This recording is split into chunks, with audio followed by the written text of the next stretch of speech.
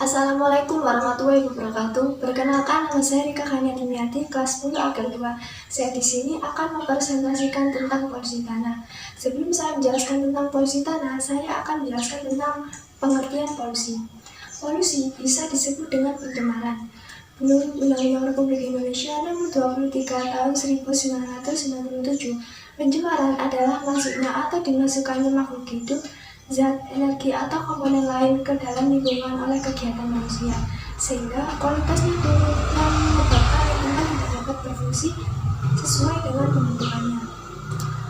Zat yang dapat menyebabkan pencemaran disebut pencemar atau polutan. Berdasarkan keberadaannya di lingkungan, polusi dapat dibedakan menjadi polusi air, polusi udara, polusi suara, dan polusi tanah. Polusi tanah adalah adanya bahan seperti polutan atau kontamina yang berada di dalam tanah. Polusi tanah mencakup berbagai perubahan fisik dan kimia pada tanah. Polusi tanah juga dapat menyebabkan polusi pada air dan udara, karena dapat terbawa aliran air ke air permukaan dan menguap ke udara.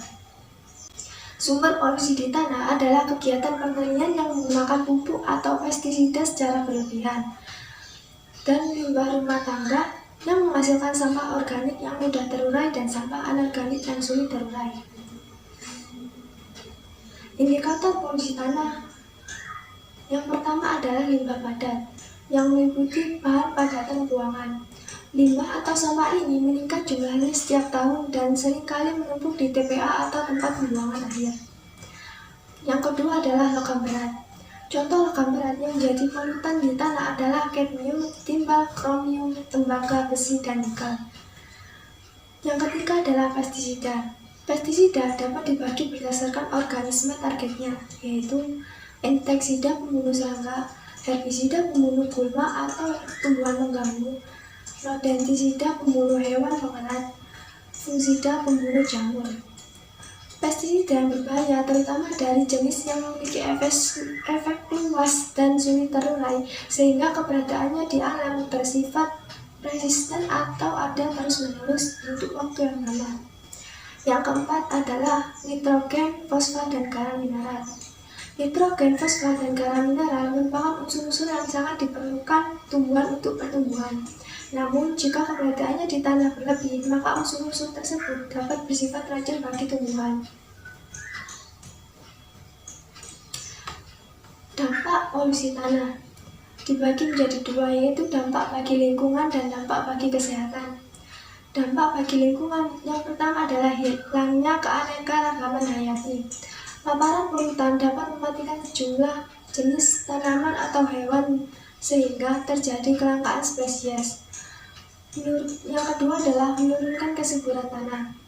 Hilangnya biota-biota atau mikroflora tanah menjadi penyebab tanah tidak subur seperti sedia kala. Yang ketiga adalah perubahan struktur tanah. Struktur tanah dapat mengalami perubahan apabila terdapat polutan yang mematikan komponen penting di dalam tanah. Yang selanjutnya adalah dampak bagi kesehatan manusia. Yang pertama adalah kanker. Kebanyakan polutan tanah mengandung zat karsinogenik yang dapat menyebabkan kanker seperti logam berat. Yang kedua adalah kerusakan organ yang disebabkan oleh zat polutan yang berbahaya. Salah satu contohnya seperti kerusakan ginjal yang disebabkan oleh merkuri. Bioakumulasi. Bioakumulasi dapat terjadi apabila manusia makan makanan yang telah terpapar polutan tanah yang berujung pada penyakit kronis laten atau tidak disadari. Sekian dari presentasi saya. Mohon maaf bila ada salah kata. Wassalamualaikum warahmatullahi wabarakatuh.